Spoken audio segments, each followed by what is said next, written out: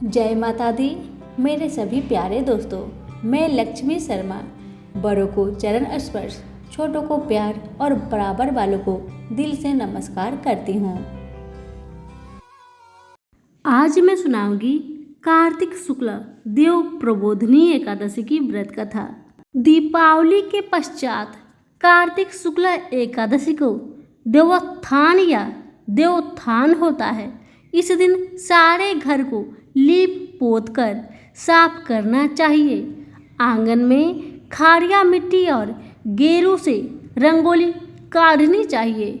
आंगन के बीचों बीच या फिर एक ओखली में गेरू से चित्र बनाकर पूरी, पकवान, मिष्ठान, बैर, सिंघारे, ऋतुफल और गन्ना उस स्थान पर रखकर एक परात अथवा डालिया से ढक दिया जाता है तथा एक दीपक भी जला दिया जाता है।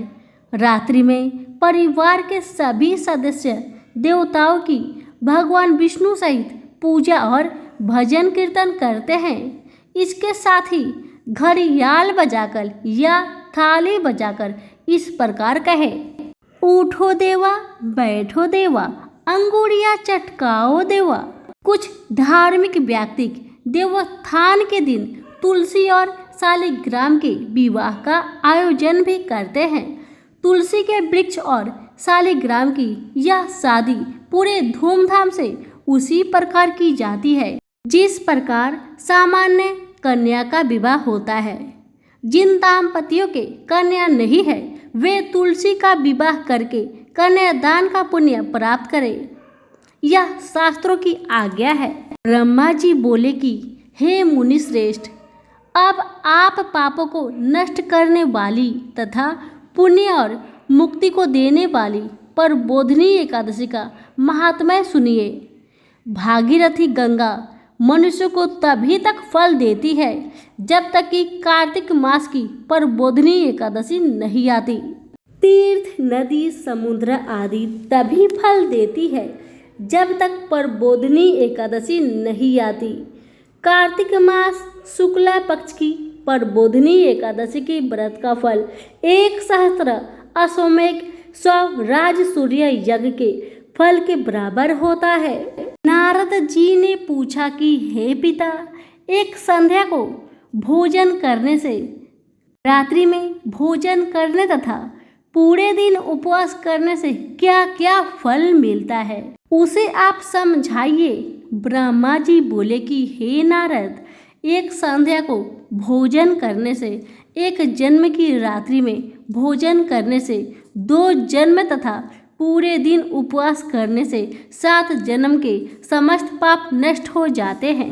जिस वस्तु का त्रिलोक में मिलना दुष्प्राय है वह वस्तु प्रबोधिनी एकादशी के व्रत से मिल जाती है। प्रबोधिनी एकादशी के व्रत के प्रभाव से सेमुरु पर्वत के समान कठिन पाप क्षण मात्र में ही नष्ट हो जाते हैं। अनेकों पूर्व जन्म के किए हुए बुरे कर्मों को प्रबोधिनी एकादशी का व्रत क्षण भर में नष्ट कर देता है। जो मनुष्य अपने स्वभाव अनुसार इस प्रबोधिनी एकादशी का विधि पूर्वक व्रत करते हैं उन्हें पूर्ण फल प्राप्त होता है। हे मुनीश्वर, जो मनुष्य श्रद्धा पूर्वक थोड़ा भी पुण्य करते हैं उनका पुण्य पर्वत के समान अटल हो जाता है। जो अपने हृदय के अंदर ही ऐसा ध्यान करते हैं उनकी बीती हुई तथा आने वाली 10 रात्रि पीढ़ियाँ विष्णु लोक में आकर वास करती है और नरक में अनेक दुखों को भोगते हुए प्रीत विष्णु लोक में जाकर सुख भोगते हैं। ब्रह्म हत्या आदि महान पाप भी प्रबोधिनी एकादशी के दिन रात्रि को जागरण करने से नष्ट हो जाते हैं। प्रबोधिनी एकादशी को रात्रि को जागरण करने का फल अश्वमेध आदि यज्ञों के फल से अधिक होता है। समस्त तीर्थों में जाने तथा गौ स्वर्ण भूमि आदि के दान का फल कार्तिक मास की शुक्ला पक्ष की प्रबोधिनी एकादशी के रात्रि के जागरण का फल के बराबर होता है। इस संसार में उसी मनुष्य का जीवन सफल है जिसने प्रबोधिनी एकादशी के व्रत के द्वारा अपने कुल को पवित्र किया है। संसार में जितने भी तीर्थ है तथा जितने भी तीर्थों की आस की जा सकती है वह सब प्रबोधिनी एकादशी का व्रत करने वाले का घर में रहते हैं।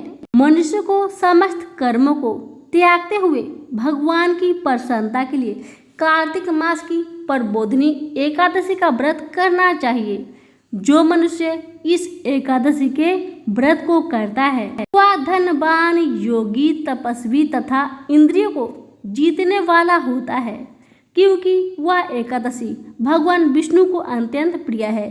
इस व्रत के प्रभाव से मनुष्य पुनः जन्म लेता है। इस व्रत के प्रभाव से कामिक, वाचिक और मानसिक पाप नष्ट हो जाते हैं। इस एकादशी के दिन जो भगवान की प्राप्ति के लिए दान, तप, होम, यज्ञ आदि करते हैं उन्हें अक्षय पुण्य मिलता है।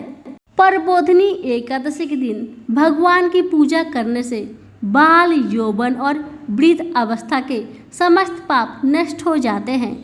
इस एकादशी की रात्रि को जागरण करने का फल सूर्य ग्रहण के समय स्नान करने के फल के सहस्त्र गुना अधिक होता है। मनुष्य जन्म से लेकर जो पुण्य करता है वह पुण्य प्रबोधिनी एकादशी के व्रत के पुण्य के सामने व्यर्थ है। जो मनुष्य प्रबोधिनी का व्रत नहीं करते उनके समस्त पुण्य व्यर्थ है। इसलिए हे नारद, तुमको विधि पूर्वक विष्णु भगवान की पूजा करनी चाहिए। जो मनुष्य कार्तिक मास में धर्मपरायण होकर अन्य व्यक्तियों का अन्न नहीं खाते हैं उन्हें चंद्रायन व्रत का फल मिलता है। कार्तिक मास में भगवान दान आदि से उतने प्रसन्न नहीं होते जितने कि शास्त्रों की कथा सुनने से प्रसन्न होते हैं। कार्तिक मास में जो मनुष्य भगवान की कथा को थोड़ा बहुत पढ़ते या सुनते हैं उन्हें 100 गौ के दान का फल मिलता है। जो मनुष्य अपने कल्याण के लिए विष्णु भगवान की कथा सुनते हैं वे अपने कुटुंब का उद्धार करके 1 सहस्त्र गोदान का फल पाते हैं। जो मनुष्य प्रबोधिनी एकादशी के दिन विष्णु की कथा सुनते हैं उन्हें 7 दीपों के दान का फल मिलता है। जो विष्णु की कथा भक्ति पूर्वक सुनते हैं और कथा बाँचने वाले ब्राह्मण की यथोचित पूजा करते हैं तथा उसे संतुष्ट करते हैं वे उत्तम लोक को जाते हैं। इस पर नारद जी बोले कि हे ब्रह्मा जी, अब आप एकादशी के व्रत का विधान कहिए और कैसा व्रत करने से कौन सा पुण्य मिलता है वह भी समझाइए। ब्रह्मा जी बोले कि हे नारद, इस एकादशी के दिन मनुष्य को ब्रह्म मुहूर्त में उठना चाहिए और नदी, तालाब, कुआं आदि पर स्नान करके व्रत का नियम ग्रहण करना चाहिए। उस समय भगवान से विनय करनी चाहिए कि हे भगवान, आज मैं निराहार रहूँगा और दूसरे दिन भोजन करूँगा, इसलिए आप मेरी रक्षा करें। इस प्रकार विनय करके भगवान की पूजा करनी चाहिए और व्रत का प्रारंभ करना चाहिए। उसी रात्रि को भगवान के समीप गीत, नृत्य, बाजे तथा कीर्तन से समय व्यतीत करनी चाहिए। प्रबोधिनी एकादशी के दिन कृपानता को त्याग कर बहुत से पुण्य अगरबत्ती, धूप आदि से भगवान की आराधना करनी चाहिए। शंख के जल से भगवान को अर्घ्य देना चाहिए। इसका फल तीर्थदान आदि से और गुना अधिक होता है। जो मनुष्य अगस्त्य पुष्प से भगवान की पूजा करते हैं उसके सामने इंद्र भी हाथ जोड़ता है। कार्तिक मास में जो बेल पत्र से भगवान की पूजा करते हैं उन्हें अंत में मुक्ति मिलती है। कार्तिक में जो मनुष्य तुलसी जी से भगवान की पूजा करता है उसके 10,000 जन्म के समस्त पाप नष्ट हो जाते हैं। जो मनुष्य इस नाम में श्री तुलसी जी के दर्शन करते हैं या छूते हैं या ध्यान करते हैं या कीर्तन करते हैं या रोपण अथवा सेवा करते हैं वे 1000 कोटि युग तक भगवान के घर में रहते हैं। जो मनुष्य तुलसी का पेड़ लगाते हैं उनके कुटुंब में जो पैदा होते हैं वे प्रलय के अंत तक विष्णु लोक में रहते हैं। जो भगवान की कदम पुष्प से पूजा करते हैं वह यमराज के दुखों को नहीं पाते। समस्त मनोवांछाओं को पूजा करने वाले भगवान कदम पुष्प को देखकर अत्यंत प्रसन्न होते हैं। यदि उनकी कदम पुष्प से पूजा की जाए तो फिर बात ही क्या है। जो गुलाब के पुष्प से भगवान की पूजा करते हैं उन्हें मुक्ति मिलती है। जो मनुष्य बकुल और अशोक के फूलों से भगवान की पूजा करते हैं वह अनंत काल तक शोक से रहित होते हैं। जो मनुष्य विष्णु भगवान की सफ़ेद और लाल कनेर के फूलों से पूजा करते हैं उन पर भगवान अत्यंत प्रसन्न होते हैं। जो मनुष्य विष्णु भगवान की ध्रुवा दल से पूजा करते हैं वे पूजा के फल से 100 गुना फल अधिक पाते हैं। जो भगवान की समी पत्र से पूजा करते हैं वे भयानक यमराज के मार्ग को सरलता से पार कर जाते हैं। जो मनुष्य चंपक पुष्प से भगवान विष्णु की पूजा करते हैं वे आवागमन के चक्र से छूट जाते हैं। जो मनुष्य स्वर्ण का बना हुआ केतुकी पुष्प भगवान पर चढ़ाते हैं उनके करोड़ों जन्म के पाप नष्ट हो जाते हैं। जो मनुष्य भगवान की पीले और रक्त वर्ण कमल के सुगंधित फूलों से पूजा करते हैं उन्हें श्वेत दीप में स्थान मिलता है। इस प्रकार रात्रि में भगवान की पूजा करके प्रातःकाल शुद्ध जल की नदी में स्नान करना चाहिए। स्नान के पश्चात भगवान की प्रार्थना करते हुए घर आकर भगवान की पूजा करनी चाहिए। इसके बाद व्रत के लिए ब्राह्मणों को भोजन कराना चाहिए और दक्षिणा देकर मीठे वाक्य द्वारा उनको विदा करना चाहिए। इसके उपरांत भोजन गौ और दक्षिणा से गुरु की पूजा करनी चाहिए और ब्राह्मणों को भूयसी दक्षिणा देकर नियम को छोड़ना चाहिए। ब्राह्मण को यथाशक्ति दक्षिणा देनी चाहिए। जिस ब्राह्मण को रात्रि में भोजन करावे स्वर्ण सहित बैल दान करना चाहिए। जो मनुष्य रात्रि स्नान करते हैं उन्हें दही और शहद दान करना चाहिए।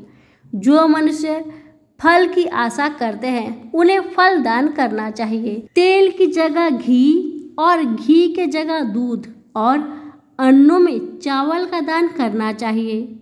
जो मनुष्य इस व्रत में भूमि पर शयन करते हैं उन्हें सब वस्तुओं सहित शय्या दान करना चाहिए। जो मौन धारण करते हैं उन्हें स्वर्ण सहित तिल दान करना चाहिए। जो मनुष्य कार्तिक मास में उपाहन धारण नहीं करते हैं उन्हें उपाहन दान करना चाहिए। जो इस मास में नमक त्यागते हैं उन्हें शक्कर दान करनी चाहिए। जो मनुष्य नित्य प्रति देव मंदिरों में दीप जलाते हैं उन्हें स्वर्ण या तांबे के दीपक को घी तथा बत्ती सहित दान करना चाहिए। जो मनुष्य चतुर्मास्य व्रत में किसी वस्तु को त्याग देते हैं उन्हें उस दिन से पुनः ग्रहण करनी चाहिए।